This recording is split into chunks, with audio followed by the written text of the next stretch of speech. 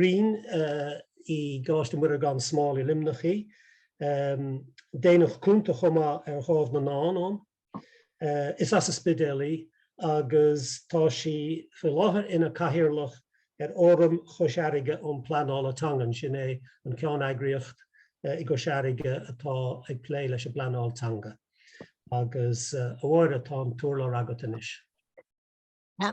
Gormad I Bhreandáin agus gur míle maid gure lauert an ábhar seo.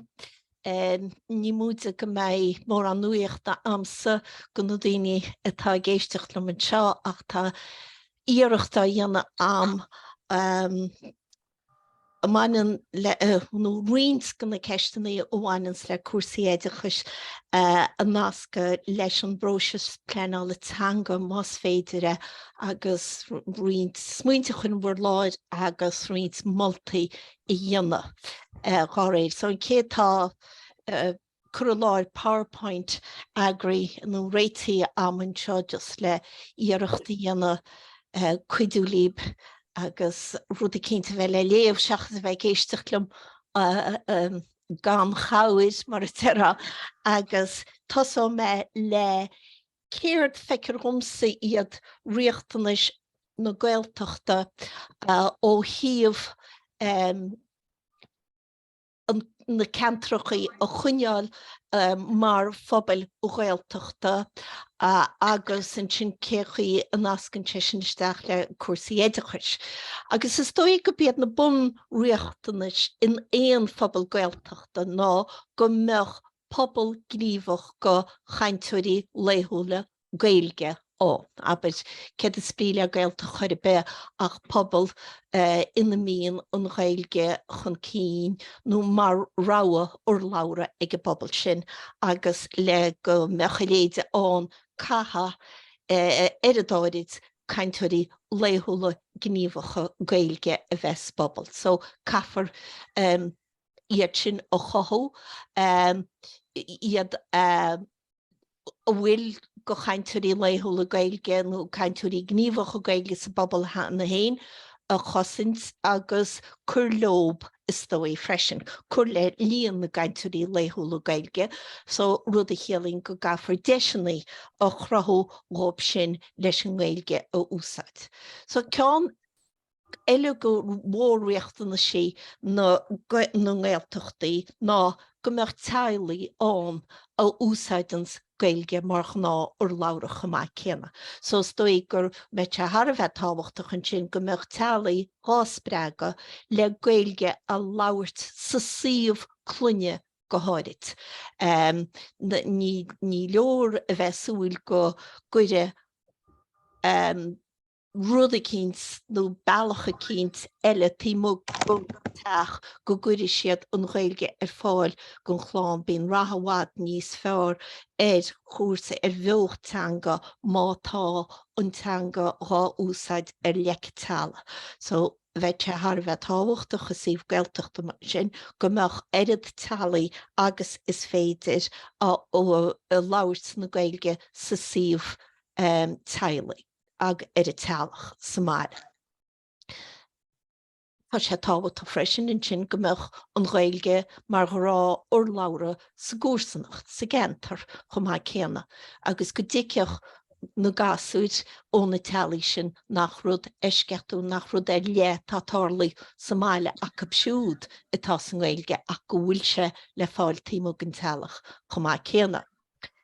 Rud eile tá le cuasanáirimh ná an ceart atá ag bobbal tanga chuile dhéné gon síl a unrháil I Gaeilge. Go bhféite siad a gcuid ránaí síl agus na riachtanis atá acu agus an chuí a gahan siad an síl go bhféite siad sin I dhéanana I Gaeilge.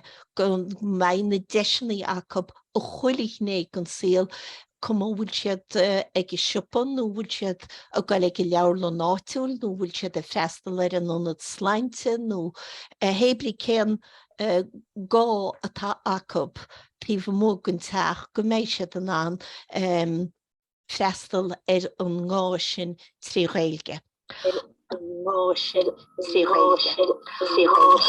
rud cinn taisteach an tarlú ó nó tá sé ceartanis.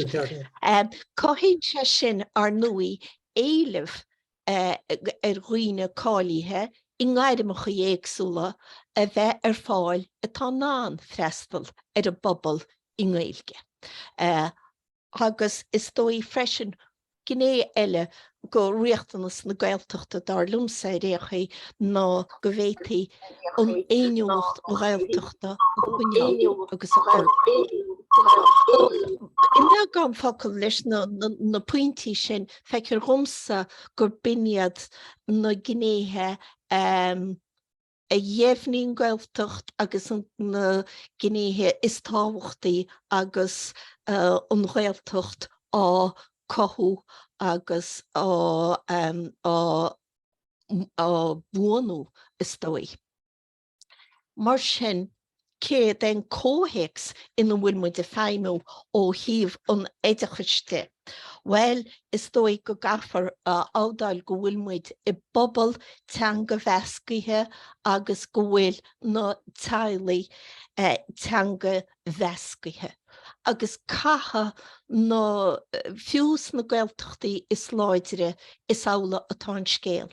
Agus go dtí bhín héin taobhaiste gon phobal agus gon na teaghlaí sin tá continuum an ó hálaí go bhfuil Gaeilge agus Béarla ar a déil go hilas go Thomláin ag chuile Roinne sa tealach go dtí teaghlaí áit nach bhfuil Gaeilge ar bith ag nó fíormheith an Gaeilge ag an ahead agus ag an láthir agus go bhfuil na gasú sin I freistal ar an scoil áitiúil go dárlínte gur scoil Gaeilge atá an gur scoilí atá a feimú trí Gaeilge ach agus sin cóhéics go gahan scoil ó Gael Inglech léthe.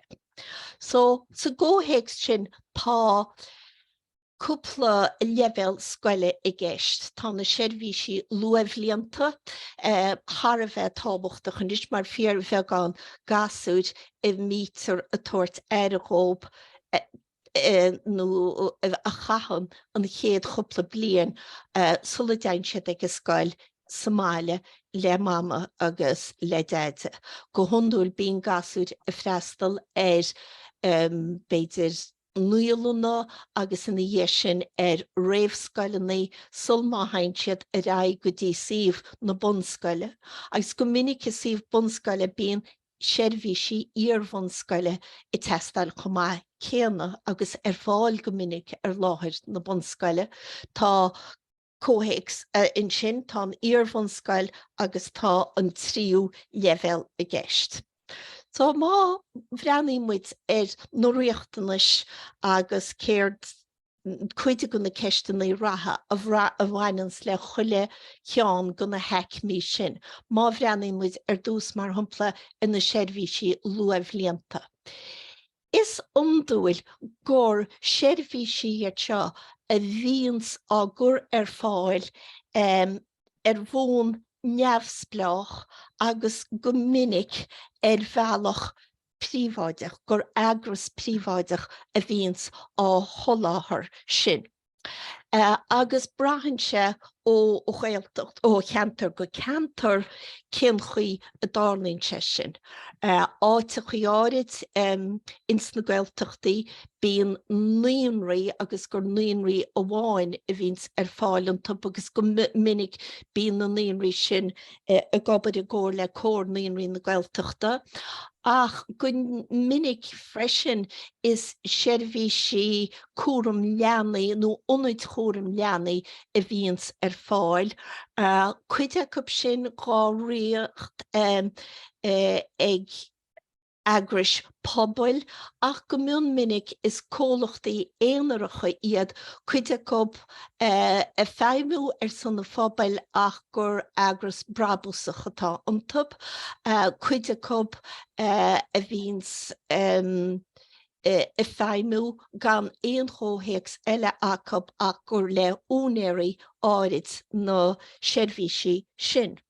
Agus go mion minic ar nuí tá an cóhéics sochan go léach mar an ggéanann sin agus atá sa bobbal tuige nach meach gasú di Teacht Isteach ag na seirbhísí sin gan Gaeilge bib béidir nó iarmheh gan Gaeilge nó cuide có le táin na Gaeilge agus brahann sé go héile is go thomláin céir den polasaí atá ag an agras atá mún na seirbhísí sin ó gurtar an teirvís fáil tré Gaeilge nó an gurtar an teirvís fáil tré Bhéarla nó cé teanga na haibre, mar is féidir le níl éon riachtanas éon agras feimú tré Gaeilge sif Gaeltachta. Bheit súil go dáirlóite ach ní gá gur mar sin a hálainse. Ná lua me in sin ball go bhfuil agras an ar bainim córnaíonraí na Gaeltachta agus is agras sin is dóigh bhétá chólach go chuid údarás na Gaeltachta sin agus is iadsan atá freagrach as naonraí atá a feimú san Gaeltacht. Ach ní gá go naonraí nó go níolanna nó go seirbhís I lua éidechais Gaeltachta a bheith chláirí leis le córnaíonraí na Gaeltachta agus ní chuir an córnaíonraí na Gaeltachta seirbhísí fáil ach gona hagrais atá chláiríthe lob agus bhealaí tá sé seo ó cothú roinnt deacrachtaí I gceantar éagsúla mar nach bhfuil teacht ag ná seirbhísí nach bhfuil chláirithe le córnaíonraí na Gaeltachta chúrle ná deisinaí eilúna tré Gaeilge mar nach cuide gon agriocht sin iad. Agus tá sé tarlú fiáin I mar cheantar héanann seo a go seaige aber tá trí mhór ionad atá a plé leis na luamhblianta agus tá líon céad chudán ard gona gasúr réamhscoile a freastal na honnaid seo agus cé go bhfuil cuide a feimú go hlis go thomlar an tí Gaeilge tá sé dealaí mar a deireadh ón gcóras a chuireann seirbhís fáil gona naonraí Gaeltachta agus dáirlim héin gur bhfuil dúsán a baint leis sin. Dáirdóin ceist freisin faoi na seirbhísí luamhblianta agus na ceisteannaí a bhhainans le eilúns. Cinnte tá eilúns mar catha eilúns a bheith Roinne atá gobar ins na seirbhísí luamhblianta agus bíon cuasaí bíon cáilíochtaí acu.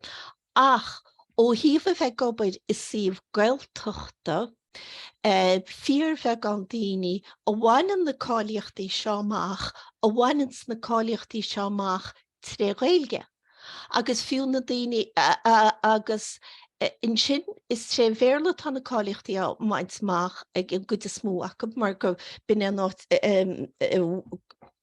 marall onúid go mbíonn na cuasaí fáil an top nó cecha héascas atá sé acu freastal na cuasaí seo ach rud amháin bhfuil an imlí armsa faoi níl éon inchur ó híomh cuasaí feasachta teanga ná sealbhú teanga ná na ceisteannaí ó bhhainans le suíomh teangólaíoch páistí Gaeltachta ní sin mar chuide gon chóra chuide be ag daoine agus iad a Gaeilge in san ngairim seo.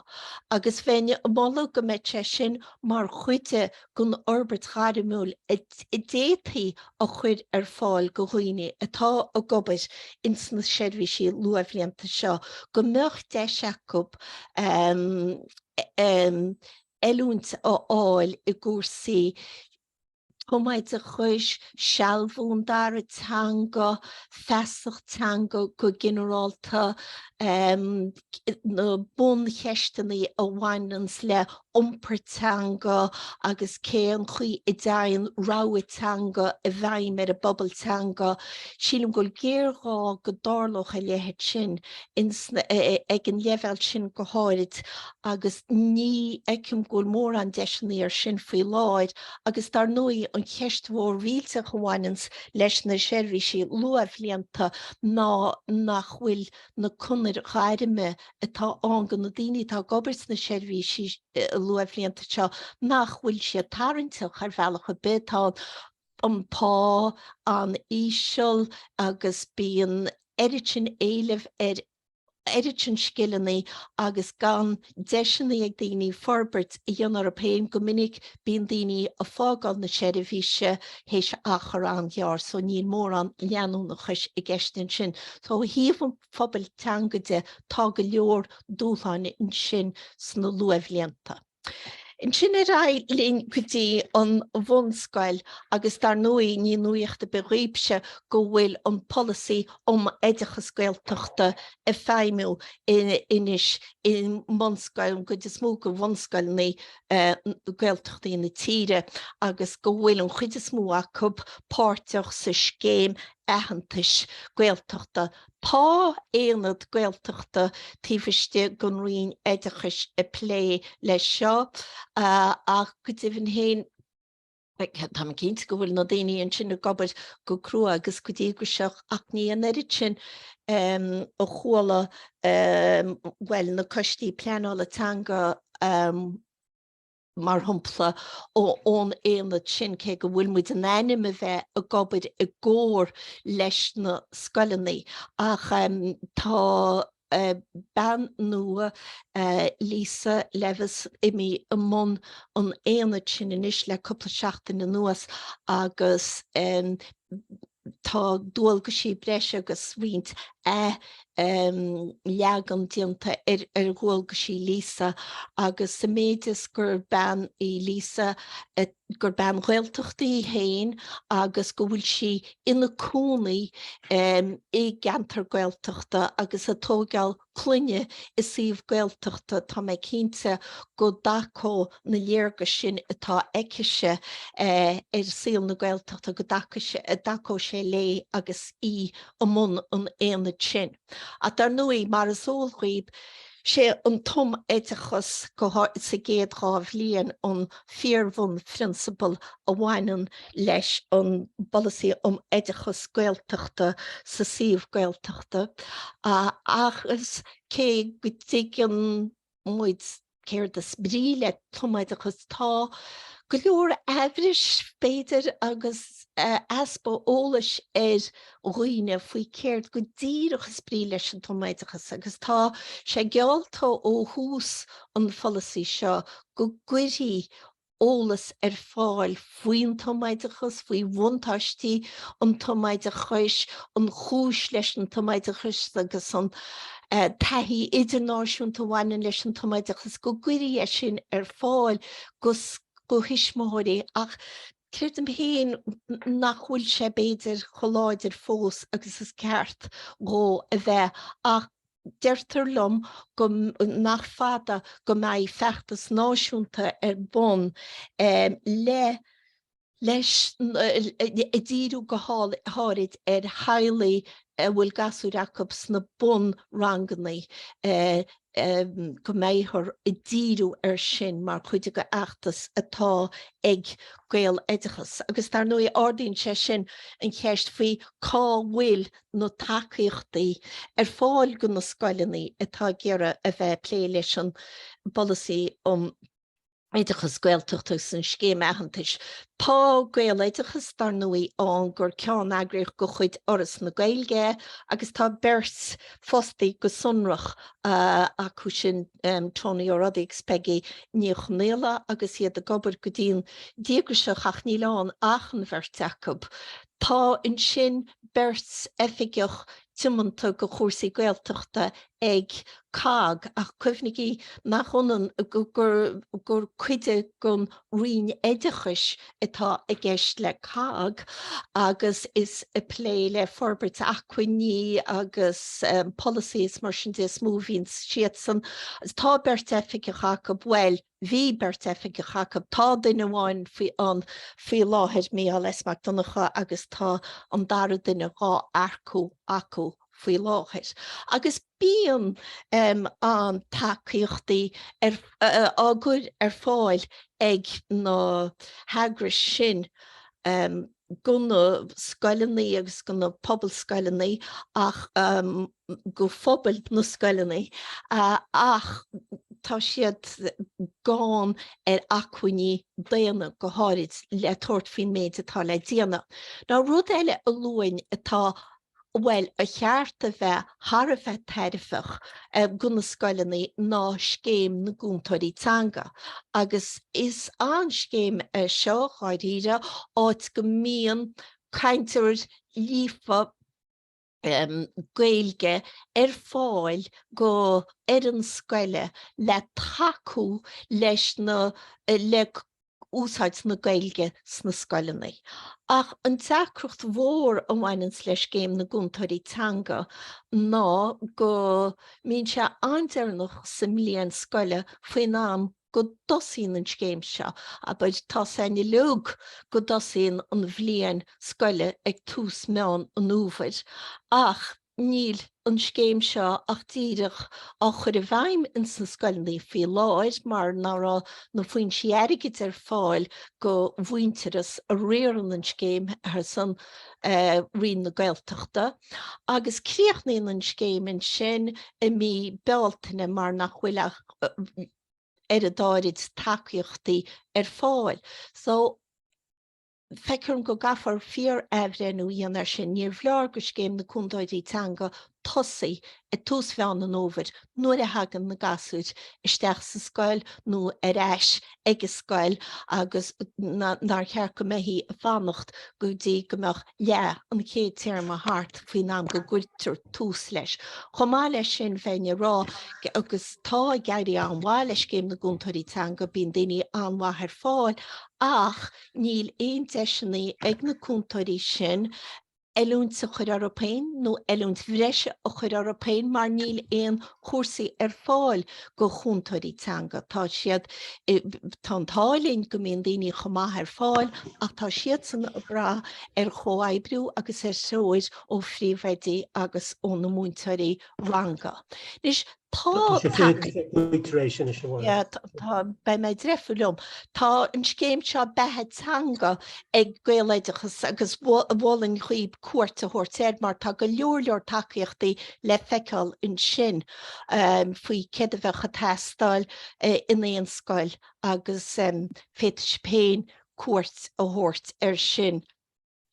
Agus neart smuointe agus mar sin de le fáil in sin. Ná testing mam a chalamach as sin I ríist agus a chaile ra go dtí má chéad ché meile ceisteannaí tá le cur céad faoin forbert gáirimú leanúnach bhfuil tá seirbhís forbert gáirimú an go bhúntóirí ach is rud an generaltatá agus an tuairim bheith hamsa go déisteach éanad le freistal bhúntóirí is síomhannaí Gaeltachta go sunrach.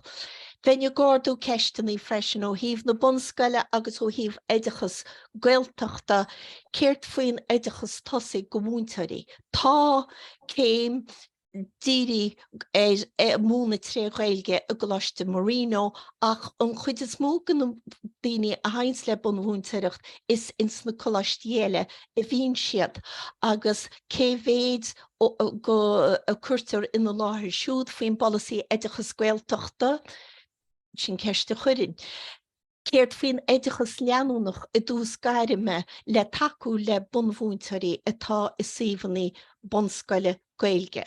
Ó tá me gaile brostú frí chamar sléir go me ó bháil le rudí eile ó híomh na hiorbunscoilnaí pá an scéan ahantais arsúlann seo freisinna agus tá an bhunatóireacht arsúl fí láthir agus tá an chéad scoil Gaeltachta ahananta le seachtain na nuas mar atá Coláiste chríomhuiire sa Spidéal. Ach dar lumsa ó híomh ceisteannaí na Gaeltachta gur bí an éonúlacht Gaeltachta an cheist mhór gur gá díriúara in seo ó híomh na Gaeltachta héinge. Dar nuí tá an dúlháin an, agus is dói go bhfuiltaí an dúlháin a bhriise síos gá level. Ó híh Gaeilge mar ábhar dús agus feicir chum go bíad na ceisteannaí móra a bhhainans leis an Gaeilge mar ábhar ná cén siúlabus atá gá fáil sa scoil. Agus cuimhne freisin gúil muid i ggéara díú má tá muid i ggéara cainteoirí gníomhacha léithúla Gaeltachta a bheith ain, catha lífad chainte bheith an agus catha nádúireacht chainte a bheith i gceist leis sin. So ruda ágan go gafar bheith an chuile hinné chuil a phlé. Agus dárdóin chuirin ceist faoi céird agus feicir chum sa gur ceist an mhór ceist seo an tuilebus. Cén sais siúlabus a chuirí fáil. Agus bhain sé ceapa go háirid sa síomh Gaeltachta gur cheart a bheith díú go rialáidir ábhar a bhhaineanna leis an gantar féin. Agus spáir luaithin líb leabhar an seo a chuid Coláiste Mhuire sa spidéal fáil an nátha adrin féin. Agus gur an láir a bheith chun sin go ceachí le siúlabus Gaeilge scoileannaí a chur le chéile. Seo de leabhar, rána siad Máire Ní Neachtain mar gur chuig bliana ó caiiliú an cainach, rána siad sin mar héama scoile feith seachtaine, chuir siad rangan i go le bhliain scoile a plé leis an ábhar agus chua éad ábhaid agus a béidir ó híomh staire, ó híomh ceol, ó híomh ealaíne chuile bhealach cuairte de plé leis a gcainach. Agus as sin tháinig leabhrán a bhain leis a gcainach atá fellúnach gon scoil fad. Sin rud i détaí i dhéanamh ina éon cheantar feicir héin agus a chothóch ceisteannaí a bhainans le féiniúlacht agus bródáitiúil agus mar sin de bheith hí díú chaint na háite agus sílim ó híh pleanála teanga go sé sin thar bheith tábhachta. Gaeilge mar bheán bhfuil ordaín sé sin ceist na heilúna agus cáíon freisin is cechaíon ar sin tá me brosnún seo. Tríú level feicir chumsa go bhfuil an aspa cór ordaíán faoin bhfuil fáil go Gaeilge go Gaeltaí ag an tríú level. Sílim freisin go bhfuil an aspa óla seán faoi céad na mianta atá ag daltaí Gaeltachta agus iad le Roinne ag i tríú level. Agus feicir chum freisin go bhfuil an aspa pleanála i le riachtanas na Gaeltachtaí. Agus rud eile atá an siléir go bhfuil an de aspa deisinaí an go Roinne a fuairaideachas trí Gaeilge, neannach le heideachas trí Gaeilge ag i tríú level. Mar go toban tá siad héis choúda dhéanana trí Gaeilge tá siad a garthú go béir leir fad agus ní tugtar éon aitheantas gon áthú mór sin. So ó híomh moltaí mu leisceil faoina bheith defriú inseo. Feicir chumsa gur cheart a bheith a plé leith cothú a dhéanana éiniúlacht agus aitheantas Gaeltachta a bheith á chothú sa bobbal scoile ag chuile level éidechas. Tá sam go bhfuil modúil á bharbert inis i le aitheantas Gaeltachtas tá baint ag Teacht Aniar leis sin. Ach feicir chumsa go bhfuil gá sin i dhéanana bhealaí éagsúla ón nuair ein gasúr isteach in san mun scoil, go náinóidís iad héin mar Gaeltaí Gaeltachta chumá le chuile san aitheantas eile tacaim. Agus sílim go bhfuil gá forbertí dhéanana éiniúlach Gaeltachta nó bhórne atá a múna is scoileannaí Gaeltachta. Credim go láidir go bhfuil géará le bord éidechas go Gaeltacht. Go mleanó faoi an Gaeltacht mar éana do bháin seachas go bhfuil siad scapi fud na tíri agus déirmuid i gás na mord éidechas fi láir tá bord éidechas Gaeilge Roscomáile muo dún na ngáil corc céirí sílim gur cheart éon bhord éidechas bháin a bheith a plé le cuasaí Gaeltachta. Sílim go dastain cóáardú agus córínt níos umláine i meas na neagris éagsúla tá plé le héidechas na Gaeltachta. Tá numar a gobar as do pein agus gan mór an córas an iad chuir a gobar le chéile. Teasta níos mó eilúna agus níos mó deisinaí mar thumpla chunar gaiidir ceart go lu éideachid eilúnt go na cúntóirí teanga. Feasacht faoin polasaí éidechas Gaeltachta mar chuid go éidechas tosaí múntóirí go chuirigh cinál éide sa tír. Ní just na múntóirí a bheith a gobar san Gaeltacht, pa chear cuid ag chuile múntóirí nírin gúla léide go dán agus polasaí éidechas Gaeltachta. Agus go meach an phleanáil teanga mar chuid go na cuasaí éidechas Gaeltachta. Teagan daltaí ó nó micléine ó na Coláiste éidechas go dtí na ceantar Gaeltachta faoi ró le líon a go cuasaí eilúna. Ach ní eicimse go bhfuil éon nas gá dhéanana idir céirtá tárlú ó thaobh na sochangálaíochtas na Gaeltachtaí agus na cuasaí Gaeltachta seo. So sílim go cheart bhád níos mó nasca i dhéanana Gaeil sin. Ó thaobh an tríú leibhéal. Sílim se agus nascann sé se leis an gceist dáirda méid an tús faoi daoine le sein ólas acab mar thumpla innealtóis nó cuntasóis nó dochtúr a bheith a gobar san Gaeltacht.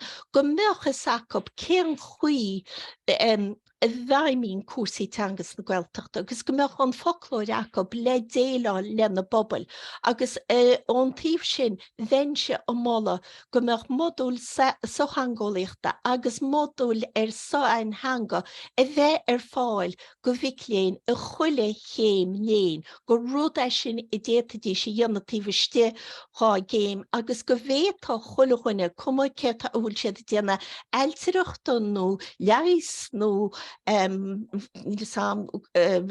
dearmid altrocht go meach siomh tréimhse acab I siomh Gaeltachta agus go méidís plé leis na gairimúlaí sna réimsí sin sna Gaeltachta. Measú nach bhfuil sé ná an beidir modúil nó fiúháin cuasa I léon na Gaeltachta a orbert mar chuide go chósa tríú leibhéal. Agus ní eicim cin fáin nach fétaí sin a bheith siúl inis idir Coláiste éagsúla go bhhéta Coláiste éagsúla gnéthe éagsúla gon chósa seo a chur fáil. Any muid fad cediad na féidirachtaí tá an ó híomh Zoom agus mar sin de le riint blianta nuas agus sílim go bhéta agus sílim go bhfuil géir rá le staidir go meach cuasa a dúrach muid léon na Gaeltachta ach tíistíó sin go méhí breanú céir diadréachtanis na Gaeltachta agus céir chuí go bhétaí freistal a dhéana orb. Ná tá sam gur rimé faoi sin go rop me faoi sin anskipíocht tásúlam gur thug me ábharmach na faoi per a leidbe. Gur míle maithad bhhair anspéisiúil fad agus lo machnamhan sin. Cuir mé